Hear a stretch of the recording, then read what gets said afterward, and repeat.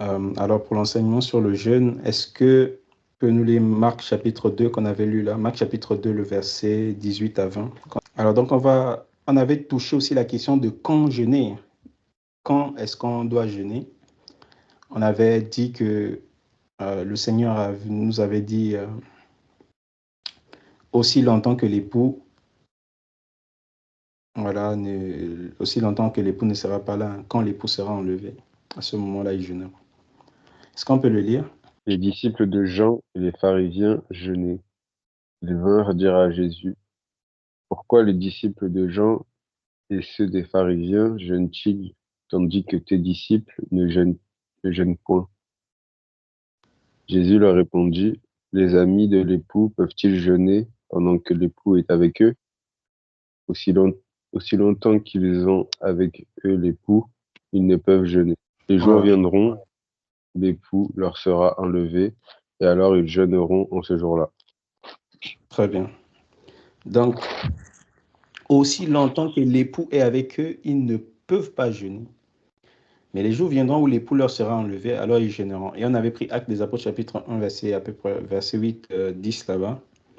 Verset 8, en lisant tout du haut en bas, là. On se rend compte que le Seigneur a été enlevé à cet instant-là. Il a été enlevé par une nuée dans le ciel. Les anges l'ont bien expliqué, que c'est Jésus que vous avez vu, enlevé du milieu du ciel, reviendra de la même manière qu'il est parti. Donc le Seigneur a été enlevé à ce moment-là. Et vous voyez qu'après, ils sont entrés dans la chambre haute pour pouvoir prier. Certainement, ils jeûnaient aussi. C'est pas précisé. Hein. Je pense pas que c'est précisé. Et donc, à partir de l'instant où l'époux est enlevé, ben, on doit jeûner. Donc, quand jeûner, ben, depuis que le Seigneur est parti, c'était le coup d'envoi du jeûne. Le coup d'envoi. Il dit, bah, est-ce que je peux jeûner? Quand est-ce que je peux jeûner? N'attends pas d'abord qu'un homme te dise jeûne. N'attends pas qu'on ait les moments en assemblée où on doit jeûner, des programmes en assemblée. Non. Depuis que l'époux est parti, c'est le coup d'envoi du jeûne. Jeûnons. On doit jeûner. Chacun doit avoir sa vie personnelle de jeûne. Comme on a la vie personnelle de prière et la prière avec l'assemblée, avec la communauté, on doit aussi avoir une vie de jeûne privée, une vie de jeûne avec la communauté. Et un jeûne privé, c'est toi et le Seigneur. C'est comme lorsque tu pries, tu rentres dans ta chambre. Quand tu jeûnes aussi, voilà, tes actions sont secrètes. Quand tu pries tout seul, tes actions sont secrètes. Quand tu fais le monde tout seul, tes actions sont secrètes. Mais quand vous faites ça avec l'Église, bon, l'Église est au courant. L'Église est au courant. Vous voyez? Donc, tous les saints doivent jeûner. Pourquoi tes disciples ne jeûnent-ils pas? On a parlé des disciples. Est-ce que quelqu'un est disciple du Seigneur ici? Nous tous, n'est-ce pas? Un disciple imite le maître. Un disciple accomplit comme le maître. Il cherche à devenir comme son maître. Jésus a-t-il jeûné? Oui. Et pourquoi il a jeûné? Il a jeûné pour nous, afin de nous montrer un exemple à suivre, une discipline par rapport à la prière, une discipline par rapport au jeûne. Il n'avait pas besoin de jeûner. Et je me sanctifie moi-même pour eux, a-t-il dit. Oui. Donc, en se mettant à part ainsi, afin de pouvoir servir le Père, nous montrer un exemple en tant que fils, comment on devait honorer le Père. Mais nous montrer, étant lui-même notre maître, nous montrons un exemple afin que nous, ses disciples, nous puissions marcher, voilà, sous ses traces, suivre ses traces dans le jeûne, dans la prière, dans le monde. Vous voyez? Et c'est ça. Donc la question d'Idriss était, pendant combien de temps faut-il jeûner? On va répondre à cette question dans les Écritures. Euh, Déjà, d'emblée, nous disons que dans les Écritures, on ne voit pas forcément... Euh, il y a des commandements, bien évidemment, que Dieu a donnés, des jours spécifiques où il fallait jeûner, mais est-ce que c'était une règle qu'il fallait forcément jeûner un jour, tant de jours, tant de nuits? Donc, voilà. Donc, on ne voit pas ça dans les Écritures. Dans les Écritures, on voit des gens qui jeûnent Et on peut commencer déjà par Moïse, et par le Seigneur aussi. Et Moïse, il a jeûné 40 jours et 40 nuits. Il a jeûné 3 fois pendant 40 jours et 40 nuits. Donc il a jeûné à peu près le même nombre de jours que son âge. Il a jeûné 120 jours. Il est mort à 120 ans, à peu près. Et je ne dis pas forcément qu'il y a une corrélation. Il a fait 40 ans. Il a jeûné 3 fois 40 jours. Il a fait aussi 40 ans en Égypte, 40 ans chez Jéthro et 40 ans dans le désert. Ouais. Et on peut le lire hein, dans Exode chapitre 34, verset 28. Je vais lire. Moïse fut là avec l'Éternel 40 jours et 40 nuits, et il ne mangea point de pain et ne but point d'eau. Et l'Éternel écrivit sur les tables les paroles de l'Alliance, les 10 paroles. Donc, Exode chapitre 34, verset 28. Donc, on nous dit que Moïse était là avec le Seigneur. Il a jeûné 40 jours et 40 nuits sans manger ni boire. Vous voyez? Donc, dans la parole, le nombre de jours, on voit des gens qui ont jeûné 40 jours et 40 nuits comme Moïse. C'était la première fois qu'il jeûnait 40 jours et 40 nuits. Après, il a jeûné encore plusieurs fois. Lui-même le dit dans Deutéronome chapitre 9, au verset 9, où il dit que, à partir du verset 9, même en descendant, il explique un peu comment il a jeûné, sa vie de jeûne. Voilà. Et il a jeûné sur la montagne. Il a jeûné aussi, justement, quand le peuple s'est rébellé devant le Seigneur. Il a jeûné pendant 40 jours et 40 nuits. Après, celui qui a encore jeûné 40 jours et 40 nuits, bien sûr, c'est notre Seigneur, qui a jeûné dans Matthieu chapitre 4, dans Luc chapitre 4 aussi. On peut voir Jésus aller dans le désert et jeûner pendant 40 jours et 40 nuits. Mais l'Écriture, ce qui est important, c'est que, voilà, on voit que ces deux qui ont jeûné 40 jours et 40 nuits, c'est toujours un appel du Seigneur. Ouais, c'est vraiment poussé par l'Esprit. Ils ont été poussés par l'Esprit à le faire. Le Seigneur a été conduit par l'Esprit dans le désert. Moïse, quand il est monté la première fois sur la montagne, il ne savait pas qu'il allait jeûner 40 jours et 40 nuits. C'est le Seigneur qui l'a appelé, viens. Quand il est venu, il a fait 7 jours. Il n'a rien entendu, il n'a pas entendu Dieu. Donc, quand le Seigneur s'est manifesté après, le Seigneur a commencé la conversation. Ben, tellement, c'est merveilleux d'être dans la présence du Seigneur. Il ne s'est même pas rendu compte que il est certainement, voilà, il s'est certainement pas rendu compte qu'il avait fait 40 jours et 40 nuits. Tellement la gloire du Seigneur était là. Pour étancher sa soif, pour apaiser sa faim, pour le combler, pour le rassasier. Vous voyez? Donc, il était rassasié de Dieu et il était abreuvé de Dieu. Parce que le Seigneur l'a dit aussi dans le désert, l'homme ne vivra pas de pain seulement, mais de toute parole qui sort de la bouche du Seigneur. Donc, dans le désert, là-bas, c'est là où il a été abreuvé du Seigneur. Mais on y reviendra par la grâce du Seigneur. Donc, on voit que le Seigneur et Moïse, ils ont jeûné 40 jours et 40 nuits. Mais pour pouvoir aller faire un tel jeûne, vraiment que ce soit l'Esprit qui te conduit. Je ne dis pas que c'est impossible de le faire aujourd'hui, mais vraiment que ce soit l'Esprit du Seigneur. Rassure-toi que c'est vraiment l'Esprit qui t'y conduit. Voilà, à demeurer dans la présence de Dieu. Parce qu'il y en a qui ont fait, beaucoup sont morts. Et il ne faut pas chercher à faire ce qui n'est pas une œuvre préparée d'avance en Jésus-Christ. C'est pourquoi soyons modestes. L'Écriture nous dit que chacun de nous doit être modeste et revêtir en fait des sentiments d'humilité, ne pas avoir une très haute opinion de lui-même.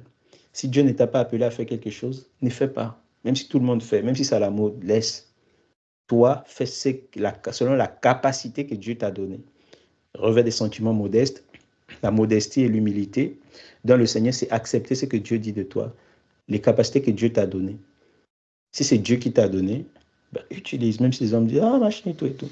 Si c'est Dieu qui t'a donné le don, utilise-le, même si les hommes ne sont pas contents, les femmes ne sont pas contentes. Et si tu as la capacité de jeûner 40 jours, le Seigneur te donne la capacité de jeûner 40 jours et 40 nuits, fais-le, voilà, pour la gloire du Seigneur. Et tu vois, les jeûnes comme 40 jours et 40 nuits, ce sont des jeûnes personnels. Moïse l'a fait seul, le Seigneur l'a fait seul. Ce n'était pas des jeûnes en assemblée et autres, tout ça, avec les disciples, bien avec le peuple. Donc après le Seigneur qui a jeûné 40 jours et 40 nuits, on voit aussi des jeûnes de 21 jours.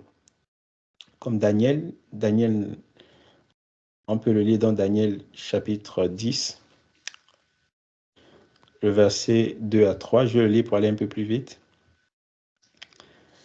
En ce temps-là, moi, Daniel, je fus 3 semaines dans le deuil. Je ne mangeai aucun mets délicat et n'entra ni viande, ni vin dans ma bouche. Je ne me parfumais point jusqu'à ce que les 3 semaines soient accomplies. 3 semaines, une semaine à 7 jours. Donc l'accomplissement de 3 semaines, c'est 21 jours. Une semaine à 7 jours, 3 fois 7, 21. Donc là, pendant 3 jours, qu'est-ce que Daniel a fait? Il s'est privé justement des mets délicats, donc de la bonne nourriture, de ceux qu'il aime, de ceux que son âme aime. Il s'est privé de boire du vin, de manger de la viande. En gros, il mangeait que des légumes, mais des légumes, voilà, pas forcément des légumes qu'il aime, pas des choses bien préparées, bien assaisonnées. Et donc, c'est une façon aussi de jeûner. On y reviendra, peut-être si le Seigneur permet, pouvoir expliquer tout ça. Et il y a aussi David qui a jeûné 7 jours. Donc, le Seigneur a jeûné 40 jours avec Moïse. Le Seigneur et Moïse ont jeûné 40 jours et 40 nuits. Daniel, il a jeûné 21 jours. Vous voyez. Et lui, il a jeûné pendant 21 jours. On voit que c'est lui-même, hein, certainement, qui a décidé de pouvoir jeûner pendant 3 semaines. Il dit, moi, Daniel, je jeûnais 3 semaines. J'étais 3 semaines dans le deuil. Je ne mangeais aucun, mais jusqu'à ce que les 3 semaines soient accomplies. Donc, il a dit certainement, je le fais pendant 3 semaines, pendant 21 jours. C'est un choix. Voilà. Donc, on voit que les autres, ils sont conduits par l'Esprit de Dieu à faire 40 jours et 40 nuits. Lui, il s'est dit, bon, moi, Daniel, j'ai des responsabilités. Je veux toujours jeûner parce que le jeûne est attaché forcément, aux hommes spirituels. Quelqu'un qui est spirituel, il sent le besoin de le faire, le besoin de jeûner. Alors, qu'est-ce qu'il fait? Il jeûne 21 jours. Il se dit, je vais jeûner 21 jours. Et voici la manière dont je vais jeûner. Je vais me priver de ceci. Parce qu'on a dit, le but du jeûne, c'est de pouvoir justement humilier son âme devant Dieu. On le fait soit en se privant d'eau et de nourriture à sec directement, ou soit aussi indirectement, comme Daniel l'a fait, en se privant de viande, de vin et de tout ce qu'on aime. Voilà, juste pour avoir quelque chose, manger quelque chose pour avoir de l'énergie. C'est une façon aussi d'humilier son âme. Mais ça commence déjà dans le cœur, comme nous l'avons bien expliqué par la grâce de Dieu. Donc, en dehors de Daniel qui a fait 21 jours, il y a aussi David, je disais, qui a fait 7 jours. Et donc, si on peut prendre 2 Samuel 12, 16 à 18. David pria Dieu pour l'enfant et jeûna, et quand il rentra, il passa la nuit couché par terre.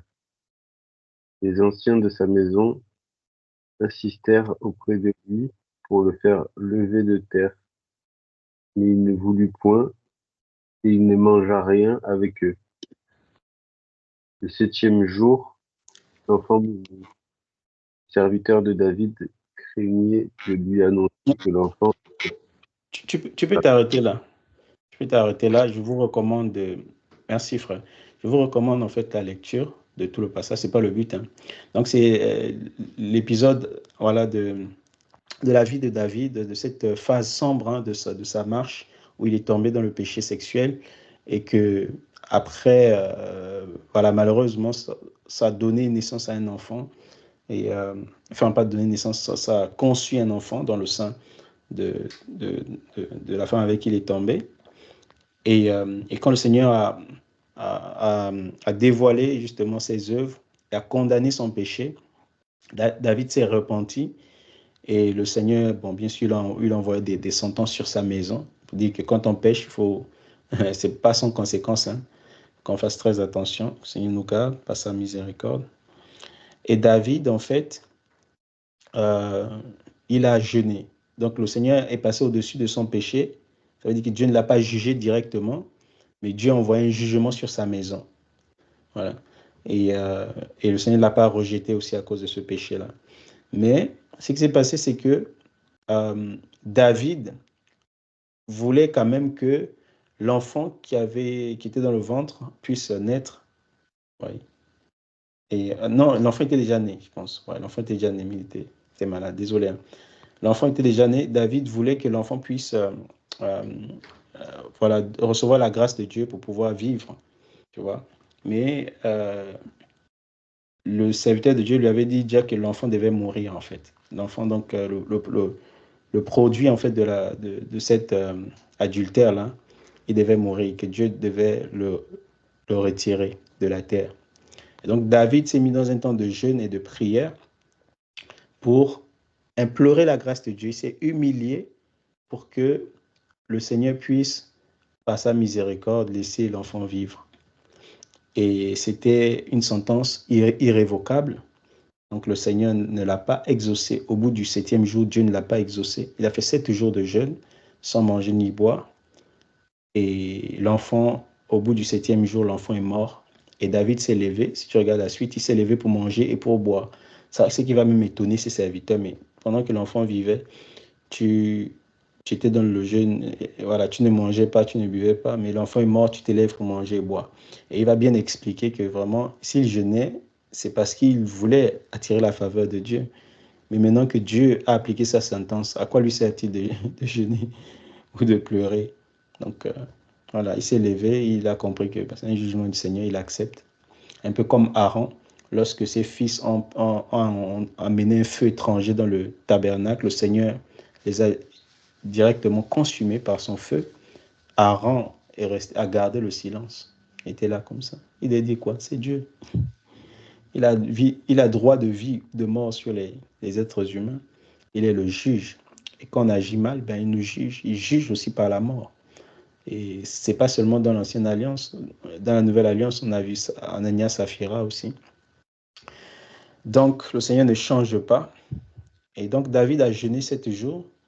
Vous voyez, mais c'était pour résoudre un problème particulier. Vous voyez, voilà. Et on peut voir aussi que les autres, ils ont jeûné. Le Seigneur, lui, il a jeûné. Le Seigneur, Jésus, notre Seigneur, il a jeûné. L'Esprit l'a conduit dans le désert pour être tenté par l'ennemi. Donc, un jeûne, Dieu t'amène dans une phase où tu seras en jeûne parce que ben, il y aura la tentation. Il y a des tentations, en fait, qu'on ne peut surmonter que quand on est dans un état d'éveil. C'est ce que le Seigneur veut nous enseigner. Parce que quand on est dans le jeûne, bien sûr, l'ennemi vient. Et l'ennemi ne nous tente pas seulement lorsqu'on jeûne. Ouais. Mais là, il a été conduit dans le désert pour être tenté par l'ennemi. C'est vraiment aussi la grâce de Dieu. Quand Dieu te conduit dans un désert, et là, il y a la tentation de l'ennemi, ben, parce que le désert, bien sûr, c'est l'image de beaucoup de choses. C'est pas seulement lié au jeûne, mais dans le désert, en fait, ce qui peut enrichir notre désert, le rendre moins lourd, moins apaisant, lourd, le rendre apaisant, c'est plutôt le fait de pouvoir se rapprocher de Dieu. Dieu nous conduit dans le désert, dans un désert, et dans le désert, on doit jeûner. Parce que le désert, c'est le lieu où il n'y a pas de l'eau, il n'y a pas de nourriture.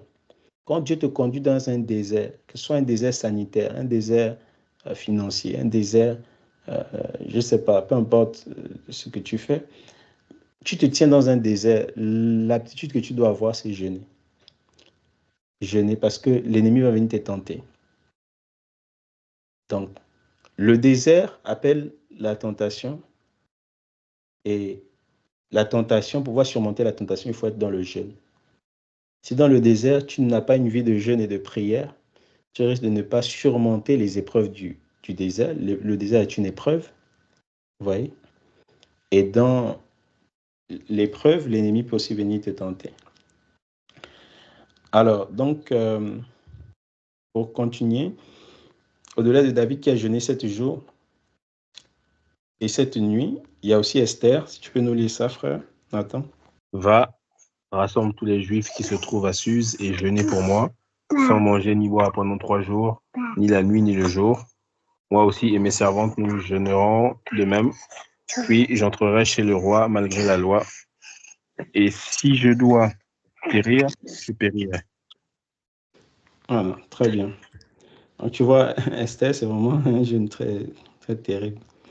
Bon, gloire au Seigneur, il y a peut-être certainement des choses à expliquer là-dessus, mais ce n'est pas le but. Le but, c'est vraiment voir qu'elle a jeûné 3 jours et 3 nuits. Non pas seulement elle, ses servantes aussi, non pas seulement elle et ses servantes, mais vraiment tout le peuple. Un jeûne national, un jeûne voilà, de communauté. Donc, le jeûne d'Esther, 3 jours et 3 nuits, avec tout le peuple. Ils ont fait ça, nous tous, on est capables, par la grâce de Dieu. Ils n'avaient pas le Saint-Esprit, mais ils l'ont fait. Nous qui avons le Saint-Esprit, nous sommes capables de le faire aussi, par la grâce de Dieu. Donc, 3 jours et 3 nuits.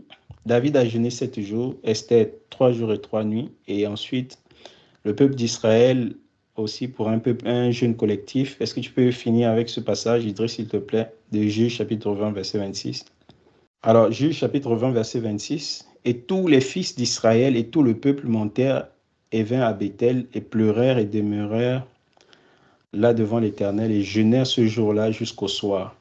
Ils offrirent des holocaustes, des sacrifices de prospérité devant le Seigneur, enfin devant l'Éternel. Donc du coup, on voit en fait que tout le peuple a jeûné en ce jour-là. Bon, ça c'était quand il y avait la bataille. Je vous laisse encore lire tout le chapitre, hein. Voilà, c'est vraiment quand il y avait le problème entre les tribus. Je pense que c'est la tribu de Benjamin qui avait, qui avait, qui s'était rébellée face à la tribu en fait, face à Israël. En fait, il y a eu un Lévite qui avait été, voilà, qui avait été, on va dire, traité méchamment par les Benjamites, qui ont au final tué sa femme, voilà, en la violant, et ils ont découpé justement les morceaux. Voilà. Ils ont découpé les morceaux parce qu'ils étaient remplis de méchanceté. Ils voulaient violer les hommes, un peu comme à Sodome, hein. C'était devenu Sodome. C'est pourquoi le Seigneur appelle cette nation Sodome et Égypte. Et comme à Sodome et Gomorre, Lot avait dit, laissez les hommes, prenez au moins, prenez mes filles. Et de même, c'est ce que cet homme-là avait fait. Il avait livré sa femme et son épouse avait été morte. Il a découpé 12 morceaux, il l'a envoyé dans les 12 tribus d'Israël. Voilà. Et puis après, ils se sont rassemblés pour pouvoir juger des personnes qui ont commis un tel acte en Israël. Et c'est là où il y a eu la guerre entre les tribus, enfin entre les 11 tribus et Benjamin. Et donc après, ils avaient mené des combats, je pense, et ils avaient perdu face à cette tribu, et ils pleurèrent devant le Seigneur, et ils ont jeûné ce jour-là.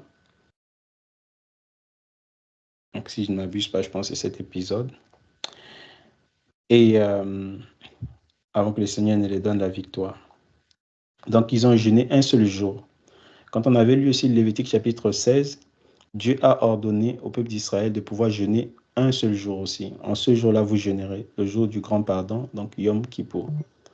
Le Seigneur a dit, en ce qui concerne le peuple d'Israël, qu'il devait jeûner en ce jour, pour pouvoir, ce jour du grand pardon, là où le bouc Azazel devait être envoyé dans le désert et le bouc de Yahweh devait être immolé. Donc, il devait jeûner aussi un jour. Donc, on voit en fait dans les Écritures, le peuple d'Israël jeûnait un jour, on voit Esther jeûner 3 jours, on voit David jeûner 7 jours, on voit Daniel jeûner 21 jours, et on voit le Seigneur et Moïse jeûner 40 jours. Pourquoi j'ai pris tout ça? Que ce soit un jour, que ce soit 3 jours, que ce soit 7 jours, 21 jours, 40 jours. C'est pour montrer qu'en fait, pour jeûner, le jeûne peut commencer à un jour. Un jour de jeûne, ça ne veut pas dire que ce n'est pas agréable à Dieu. Si, dans les Écritures, le Seigneur a recommandé de jeûner même un jour. En fonction vraiment des capacités. Si tu peux jeûner un jour, jeûne-en un jour. Si tu veux jeûner 3 jours, jeûne-en 3 jours. Si tu veux jeûner 7 jours, jeûne-en 7. Si tu veux jeûner 21 jours, fais-le, selon la capacité que le Seigneur te donne. 40 jours, si c'est vraiment conduit par le Seigneur, fais-le. Donc, il n'y a aucun commandement en ce qui concerne le nombre de jours à jeûner. Mais là, j'ai juste fait une récitation, si je peux ainsi dire, de, de voir combien de jours Satan ont pu jeûner, en fait, dans les Écritures, afin que personne ne nous séduise en nous disant que, oh, si vous jeûnez un jour, c'est pas de Dieu. J'ai déjà entendu des tels enseignements. Ceux qui jeûnent un jour, c'est pas de Dieu, qui jeûnent, voilà, 7 jours. Donc, il faut jeûner soit 21 jours. Généralement, les gens, 21 jours, 3 jours. C'est le jeûne là que les gens louent, 21 jours, 3 jours. Non. On avait des gens jeûner un jour, on avait des gens jeûner 3 jours, les gens 7 jours, 21 jours, 40 jours. C'est juste pour dire que c'est vous avec votre Seigneur, avec nous, chacun avec son Seigneur, et selon l'engagement que l'on prend et qu'on est tenu de respecter par la grâce de Dieu, en nous appuyant sur la force que le Seigneur nous communique. Faut-il jeûner à jeun seulement? On a déjà répondu à la question par rapport à Daniel. Il pouvait boire de l'eau et manger, mais il se privait de certains aliments. Donc, il se privait de certains aliments délicats et il mangeait certainement, il buvait de l'eau. Et ça aussi, c'est en fonction de ses responsabilités. Daniel, il était au-dessus des gouverneurs. Il y avait 120, je pense, gouverneurs dans le royaume de Babylone. Donc, dans les provinces, il y avait des gouverneurs. C'était quand même c'est ce qu'on appelle les provinces. Là, c'était des pays. Hein. C'est des pays aujourd'hui. Quand on avait vu, non, quand on avait parlé en fait de la dispersion du peuple d'Israël, on avait vu que le peuple juif était à Suse et que le roi gouvernait sur 127, hein, je pense, si je me souviens, si j'ai bonne mémoire. Voilà. Mais là, Daniel, je pense, c'est 120. Dans Daniel chapitre 6,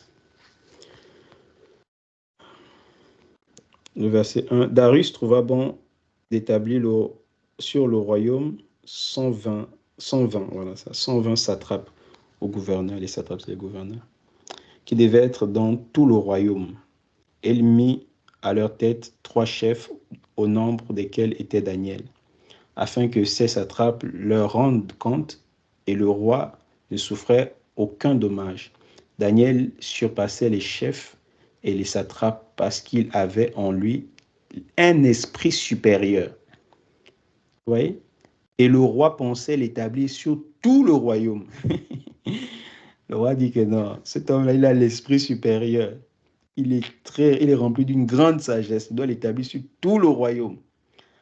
Alors, les chefs et les satrapes ou les gouverneurs cherchaient une occasion d'accuser Daniel en ce qui concernait les affaires du royaume, mais ils ne purent trouver aucune occasion ni aucune chose à reprendre parce qu'il était fidèle et qu'on n'apercevait chez lui ni fraude ni rien de mauvais. Waouh! Et ces hommes dirent, nous ne trouvons aucune occasion contre ce Daniel. Et à moins que nous en trouvions une dans la loi de son Dieu. Voilà. C'est-à-dire que tout finit toujours dans la persécution. C'est-à-dire que par rapport à la parole, par rapport au Seigneur, quand tu es fidèle au Seigneur, tu marches dans la justice, tu es intègre, on ne trouve rien à te reprocher dans ton travail, dans tes actions. Va chercher dans la loi du Seigneur. Tu es persécuté à cause de la parole. C'est-à-dire que tu es arrogante, que tu n'as pas l'amour, tu ne contribues pas je ne sais pas comment on appelle ça, il y a le thème là, pouvoir se mélanger socialement avec les gens. Je ne sais plus, la cohésion sociale, je ne sais plus trop, mais c'est pas trop la cohésion, parce que la cohésion, c'est normal qu'on puisse contribuer à la cohésion sociale, mais je veux dire, ils ont des mots là. En fait, ils veulent t'embarquer dans tout et n'importe quoi. Et quand tu as des barrières, bon, tu n'es pas sociable. Voilà, quelque chose comme ça. Donc, vous voyez, on va chercher quelque chose dans la loi de ton Dieu là pour t'accuser, pour te persécuter bien. Là. Mais Daniel a subi ça, vous voyez. Donc, Daniel, regardez, rempli de sagesse, établi au-dessus de 120. Bon, il y avait 120, mais il n'y avait que 3 à qui il devait rendre des comptes. Donc, Daniel était parmi les 3. Et le roi pensait déjà établir Daniel dans tout son royaume. Donc, Daniel devait être un prince, voilà, en Égypte. Et pardon, à Babylone. Donc ça, c'est vraiment très puissant, ce que Daniel a vécu. Et vous voyez Daniel très chargé comme ça, au-dessus des ministres, au-dessus des gouverneurs. Et combien de provinces il gérait? Des provinces, je dis bien que c'est des grands pays aujourd'hui, hein. C'est des pays. On avait lu, voilà, la dernière fois. Mais au-delà de son boulot, de son travail, de tout ce qu'il avait à faire, il trouvait quand même le temps de pouvoir jeûner. 21 jours. Prier 3 fois par jour. C'est écrit, non? Daniel priait 3 fois par jour. Tout ça est écrit pour notre instruction, afin que par la patience et par la consolation que dans l'Écriture, nous puissions posséder l'espérance. Donc nous devons, en fait, nous ne devons pas trouver des excuses pour ne pas jeûner. Personne entre nous là n'est plus occupé que Daniel. Personne. Mais lui, il priait 3 fois par jour, il jeûnait 21 jours, et on a vu que dans Daniel 9, il avait aussi jeûné. Il avait pris le sac et la cendre, il a jeûné afin que le Seigneur puisse se souvenir de son peuple, afin qu'il puisse accomplir la promesse de 70 ans. Donc, pour répondre à la question du jeûne à sec, est-ce que forcément à sec? Non, le jeûne commence d'abord dans le cœur, on s'humilie, mais maintenant, après on peut se priver de certains aliments en fonction de nos occupations, en fonction du travail qu'on a. Voilà, on peut dire, bon, je ne mange pas ça, je ne mange pas ci, ou bien je me prive d'eau, je me prive de manger, je bois juste de l'eau, ou bien ceci. Voilà, ça commence dans le cœur. Mais maintenant, le jeûne à sec a des bénéfices aussi, mais on pourra en parler une prochaine fois si le Seigneur permet. Voilà, donc je préfère m'arrêter là. C'était juste pour répondre à la question d'Idriss la dernière fois en ce qui concerne le nombre de jours à jeûner. Donc tu peux jeûner le nombre de jours que tu as résolu dans ton cœur devant le Seigneur. Voilà, et le nombre de jours qu'on aurait résolu aussi en assemblée devant le Seigneur. Alors, que la grâce Seigneur soit avec nous tous. Comme il est là, je m'arrête.